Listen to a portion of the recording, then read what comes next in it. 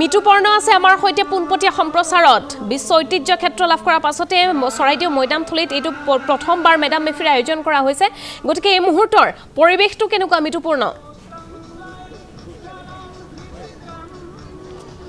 চাওক হিমাশ্ৰী আসলে আজি পবিত্ৰ মেডাম মেফি টাই আহোম জনগোষ্ঠীৰ যে উপৰি পুৰুষৰ আশীষ গ্ৰহণ কৰা প্ৰকৃতিক আৰাধনা কৰা আজি দিনটোত আসলে পবিত্ৰ দিন হিচাপে বিবেচনা কৰি অহা হৈছে আৰু ইতিমধ্যে আমি যদি কওঁ অসম চৰকাৰৰ সাংস্কৃতিক পৰিক্ৰমা বিভাগে চৰাইদেউ জিলাৰ হাপেখাটি অঞ্চলত তেওঁলোকে হাপেখাটি উচ্চতৰ মাধ্যমিক বিদ্যালয় খেলপথাৰত তেওঁলোকে কেন্দ্ৰীয়ভাৱে যি মেডাম মেফি আয়োজন কৰিছে মই সামগ্ৰিক দৃশ্য দেখুৱাইছোঁ হাপেখাটি উচ্চতৰ মাধ্যমিক বিদ্যালয় খেলপথাৰত যে কেন্দ্ৰীয়ভাৱে আয়োজন কৰা মেডাম মেফি ইয়াৰ সামগ্ৰিক দৃশ্য আৰু খন্তেক সময় পাছতে শোভাযাত্ৰা বাঢ়ি কৰা হ'ব ইতিমধ্যে দুদিনীয়া কাৰ্যসূচী তেওঁলোকে ৰূপায়ণ কৰা কালি দিনটোত তেওঁলোকে পতাকা উত্তোলন মৈদান তৰ্পণ কাৰ্যসূচী তেওঁলোকে সমাপন হৈ গৈছে আৰু আজি পুৱা যি মুৰুংসকলে উপস্থিত হৈ তেওঁলোকে যি যাৱতীয় প্ৰস্তুতি যি 9খনকৈ মেহেঙা তেওঁলোকে প্ৰতিষ্ঠা কৰি তেওঁলোকে যি পূজা অৰ্চনা আৰম্ভ কৰিবলৈ খন্তেক সময় পাছতে তেওঁলোকে আৰম্ভ কৰিব আৰু বিষয়ববীয়াসকল উপস্থিত আছে মই তেওঁলোকৰ ওচৰলৈ আহিছোঁ প্ৰথমতে যিহেতু নেকি চৰকাৰীভাৱে বা কেন্দ্ৰীয়ভাৱে অসম চৰকাৰৰ সাংস্কৃতিক পৰিক্ৰমা বিভাগে কেন্দ্ৰীয়ভাৱে চৰাইদেউ জিলাৰ হাপেখাটি উচ্চতৰ মাধ্যমিক বিদ্যালয় খেলপথাৰত কেন্দ্ৰীয়ভাৱে মেডাম মেফি আয়োজন কৰিছে আৰু কি কাৰ্যসূচী ৰাখিছে কেনেদৰে আপোনালোকে কাৰ্যসূচীবিলাক ৰূপায়ণ কৰিব তাৰ অকণমান সবিশেষ জানিব বিচাৰিছোঁ ধন্যবাদ অসমবাসীক আমি আজি এই পবিত্ৰ দিনটোত খুবটাং যাচিছোঁ অসমবাসীৰ এটা গৌৰৱৰ দিন এইটো দিন আচলতে এই দিনটোত আমি চাউলুং চুকাফাৰ মতাদৰ্শক বা চাউলুং চুকাফাৰ যি দৰ্শন সেই দৰ্শনক আচলতে অসমৰ ৰাইজৰ মাজত প্ৰতিষ্ঠা কৰিব খুজিছোঁ যিজন চুকাফাই স্বৰ্গদেউ অসমীয়া জাতিৰ ভেটি গঢ়িছিল সেই চুকাফাজনক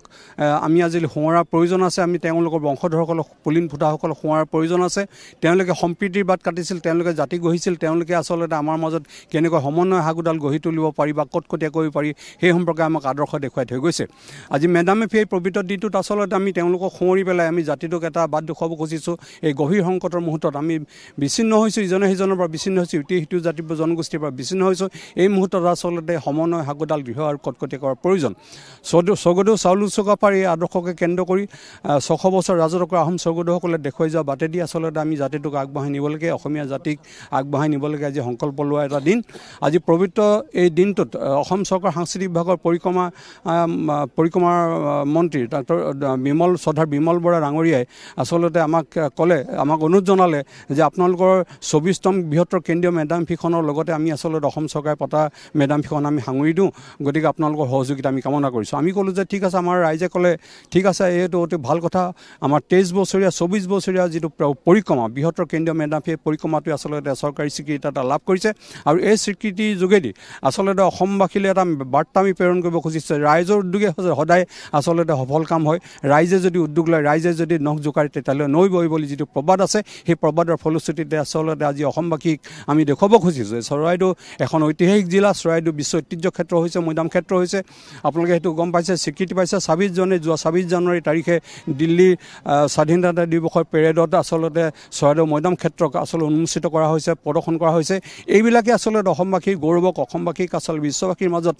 পৰিচিত কৰিছে গৌৰৱান্বিত কৰিছে আৰু এই মেডাম মেফিৰ যোগেদি আচলতে আমি সেই বাৰ্তাকে বিশ্ববাসীৰ মাজলৈ দৃঢ়ভাৱে লৈ যাব খুজিছোঁ আমাৰ বিভিন্ন কাৰ্যসূচী আছে সাংস্কৃতিক শোভাযাত্ৰা আছে আজি জিলা আয়ুক্ত মহোদয়া ডক্টৰ নেহা যাদৱে এই শোভাযাত্ৰা উদ্বোধন কৰিব তাৰপিছতে আচলতে আমাৰ মুকলি সভা সেই মুকলি সভাত বিমল বৰা পীযুষ হাজৰিকা যোগেন মোহন ধৰ্মেশ্বৰ কোঁৱৰ তপন কুমাৰ গগৈ এইসকল আচলতে নেতা আৰু আমাৰ উদযাপন সমিতিৰ লগত ঝাঙু খাই থকা সকলে অংশগ্ৰহণ কৰিব আৰু ইন্দ্ৰজিৎ বেজবৰুৱা তেওঁ অসমৰ বৌদ্ধিক জগতৰ এজন শিৰোমণি ব্যক্তি গুৱাহাটী বিশ্ববিদ্যালয় এসময় ছাত্ৰ একতা সভাৰ সম্পাদক আছিল লগতে তেওঁ এতিয়া চামুগুৰি মহাবিদ্যালয়ৰ এটা অধ্যক্ষ অসমৰ এজন প্ৰতিষ্ঠিত গ্ৰন্থলেখক সাহিত্যিক সাংবাদিক গতিকে তেখেতে নিৰ্দিষ্ট বক্তাৰ ভাষণ দিব ইয়াৰ পিছতে আচলতে আমি নিশালে এটা সাংস্কৃতিক অনুষ্ঠান ৰাখিছোঁ প্ৰীতিভোজ ৰাখিছোঁ আপোনাক ধন্যবাদ দিছোঁ এটা কথা ক'ব লাগিব কিন্তু বিভিন্ন সময়ত আচলতে মেডাম মেফিক লৈ চৰাইদেউ বিশ্ব দৰবাৰত জিলিকিছে আহোমৰ শৌৰ্য বিশ্ব দৰবাৰত জিলিকিছে কিন্তু তাৰ মাজতে আচলতে কিছুমান আচলতে নিৰাশা কথাও আহে যিহেতু নেকি চৰাইদেউৰ পৰাই আচলতে যি আহোম ৰাজত্বৰ শৌৰ্য বীৰ্য আহোমৰ ৰীতি নীতিসমূহ শুদ্ধভাৱে দাঙি ধৰাৰ নিশ্চয় প্ৰয়োজনীয়তা আছে মোৰ লগত আৰু এজন ব্যক্তি উপস্থিত আছে কৰ্মকৰ্তা উপস্থিত আছে যিহেতু দেখা গৈছে বিভিন্ন সময়ত আচলতে মেডাম মেফিক বিকৃতকৰণ কৰা হৈছে আপোনালোকে যোগাত্মকভাৱে আজি তাৰিখত যেনেদৰে কেন্দ্ৰীয়ভাৱে মেডাম মেফি অনুষ্ঠিত কৰিবলৈ আগবাঢ়িছে বিভিন্ন সময়ত দেখা যায় যে মেডাম মেফি মানে যেন গাহৰি মদ খোৱা এটা অনুষ্ঠান মেডাম মেফি মানে যেন গায়কৰ এটা অনুষ্ঠান কিন্তু তাকে আপোনালোকে নকৰি চৰকাৰে আয়োজন কৰা যি কেন্দ্ৰীয় মেডাম মেফি অনুষ্ঠানত কি বাৰ্তা দিব বিচাৰিব যিহেতু নেকি ইতিমধ্যে বিশ্বৰ বুকুত জিলিকিছে চৰাইদেউ আমাৰ অৰুণ গগৈ ককাইদেউ কৈছে যে আমি সম্প্ৰীতি এটা আমি বাৰ্তা এপা দিব বিচাৰিছোঁ আৰু এটা কথা ক'ব বিচাৰিছোঁ যে আপুনি যে ক'লে যে মদ আৰু গাহৰি খোৱা সাজ আৰু গাহৰি খোৱাৰ এটা অনুষ্ঠান নহয় আমি পুলিন পুঠাসকলক সুঁৱৰি আমি এটা কৰা এটা আমাৰ অনুষ্ঠান সেই অনুষ্ঠানত গীত নৃত্য মদ খাই উদ্ভণ্ডালি কৰা এটা অনুষ্ঠান নহয় তাৰ ব্যক্তিগত অনুষ্ঠান হিচাপে আমি কোনো সাংস্কৃতিক অনুষ্ঠান আমি ৰাতিলৈ ৰখা নাই ইয়াতে আমি ৰাখিছোঁ সমন্বয় সাংস্কৃতিক দলৰ আমি এটা পৰিৱেশন কৰিছে ইয়াত বিভিন্ন জাতি জনগোষ্ঠী অসমৰ হাতৰাজ সামৰি একৰাজ কৰা চালুং চুকাফাই যি সম্প্ৰীতি এনাজৰি দেখাই গৈছে আৰু তেওঁ আদৰ্শকে সৰুগত কৰি আমি সেই অসমৰ বিভিন্ন জাতি জনগোষ্ঠী সাংস্কৃতিক দলসমূহ ইয়ালৈ আহিছে আৰু তেওঁলোকৰ যিটো ফক ডান্স এইটো তেওঁলোকে ইয়াতে প্ৰদৰ্শন কৰিছে আৰু তাৰ যোগেদি আমি যে এই যে আমাৰ এটা বাৰ্তা সমন্বয় বাৰ্তা সেইটো আমি দিব বিচাৰিছোঁ আমি আমাৰ যিটো অনুষ্ঠান যে আমাৰ আজি মেডাম মেফি হ'ব তাতে যিটো আমি আধ্যাত্মিক চিন্তা চৰ্চা কৰিছোঁ সেইটো আমি সুন্দৰভাৱে কৰিবলৈ আমি চেষ্টা কৰিছোঁ আমাৰ আচলতে আমি অসম চৰকাৰক ধন্যবাদ দিবই লাগিব যে আমাক তেওঁলোকে সুন্দৰভাৱে অনুষ্ঠানটো আয়োজন কৰাটো সহযোগিতা আগবঢ়াইছে হয় স্যাৰ আপোনাক ধন্যবাদ জনাইছোঁ মই পুনৰবাৰ সামগ্ৰিক পৰিৱেশ দেখুৱাবলৈ ভিডিঅ' জাৰ্নেলিষ্ট থমাছক মই যি সন্তোষ যাদৱক মই অনুৰোধ জনাইছোঁ ক্ষমা কৰিব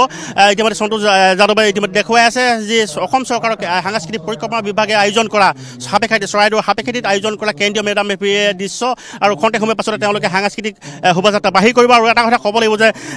অতি যোগাত্মকভাৱে আচলতে চৰাইদেউৰ নিশ্চয় আহোমৰ শৌৰ্য বীৰ্য ইতিমধ্যে বিশ্বৰ বুকুত জিলিকি পৰিছে চৰাইদেউ মৈদাম বিশ্ব ঐতিহ্য ক্ষেত্ৰৰূপে বিবেচিত হৈছে আৰু তাৰ সমান্তৰালভাৱে আমি যদি কওঁ অসম চৰকাৰে কেন্দ্ৰীয়ভাৱে যি চৰাইদেউ জিলাৰ ঐতিহাসিক চৰাইদেউ জিলাৰ সাপেক্ষিত উচ্চতৰ মাধ্যমিক বিদ্যালয়ৰ খেলপথাৰত যি কেন্দ্ৰীয়ভাৱে যি মেডাম মেফি আয়োজন কৰিছে ই নিশ্চয় আজিৰ তাৰিখত যোগাত্মক বিষয় আৰু শুদ্ধ ৰূপত যাতে মেডাম মেফিৰ ৰীতি নীতি পৰম্পৰা যাতে বিশ্বৰ বুকুত দাঙি ধৰিব পাৰে তেওঁলোকে সামান্য প্ৰয়াস কৰিছে ইয়াৰ নিশ্চয় আজিৰ তাৰিখত অতি যোগাত্মক বিষয় হয় হিমাশ্ৰী